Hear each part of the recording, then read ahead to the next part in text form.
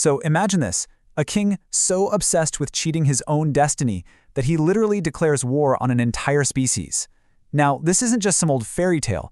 It's actually a brilliant satire about power, pride, and a prophecy that just would not be ignored. It really makes you think, right? How far would you go to cheat death?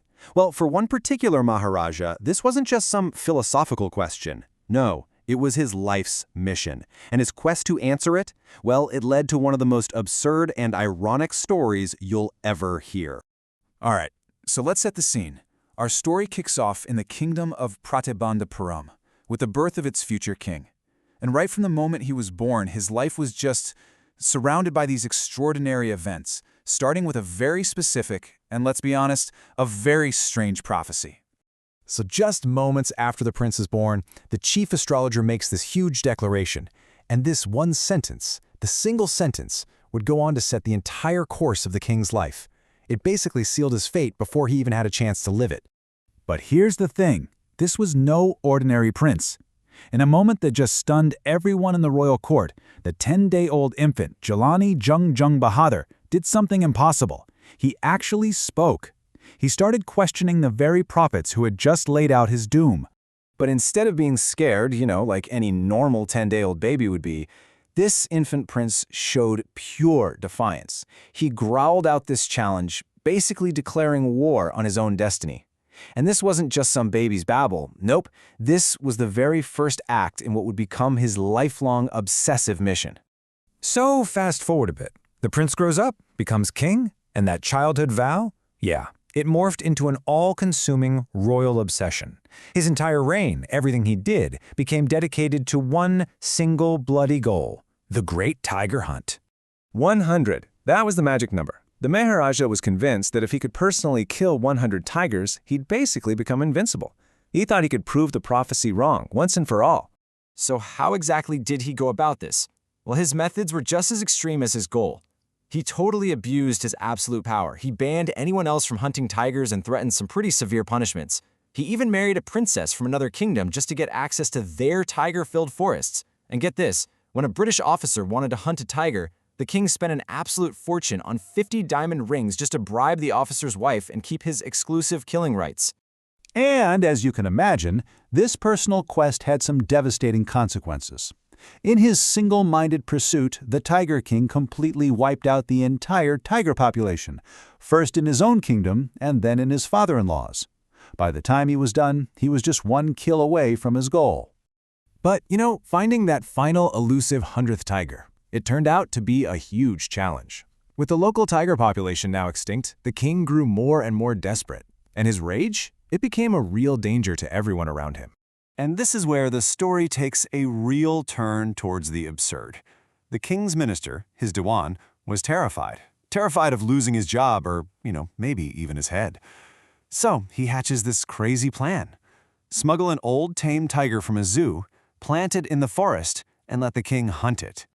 So the king takes his shot. The tiger collapses. He roars in triumph, totally believing his vow is fulfilled.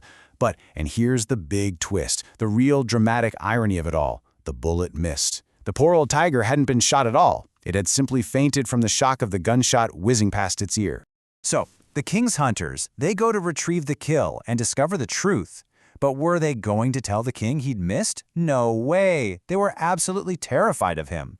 Fearing for their lives, they made a secret pact. One of them just took aim and quietly finished the job, preserving the lie and letting the king believe he had finally conquered fate. So, the king thinks he's finally safe. He's free from the prophecy that had haunted him his entire life. But fate, as it turns out, has a very dark sense of humor. Now that he was safe, he could finally focus on his family. So the king goes shopping for his son's 3rd birthday. He can't find a decent gift anywhere until he spots this wooden tiger in a little toy shop. It was poorly carved, super cheaply made, but for some reason, he decided it was the perfect gift. And this cheap little toy is how destiny finally caught up with him. While playing with his son, a tiny sliver of wood from that rough toy pierces his hand. He just pulls it out, thinks nothing of it. But that tiny, tiny wound got infected. The infection spread up his arm, and pretty soon, the great and mighty Tiger King was on an operating table.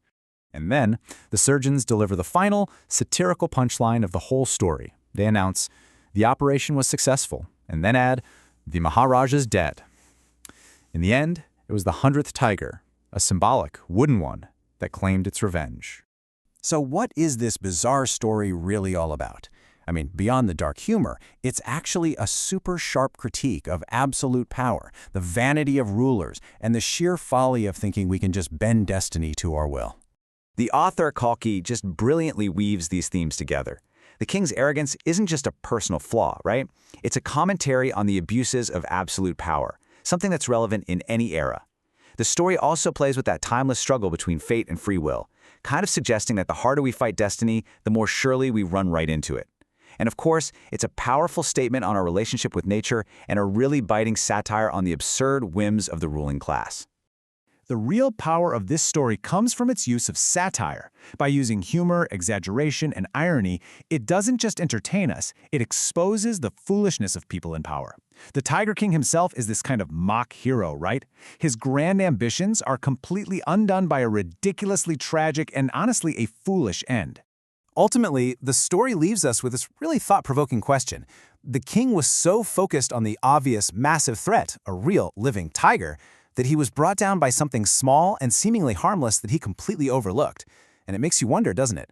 What are the small, seemingly insignificant dangers, the toy tigers, that we might be ignoring in our own relentless pursuits?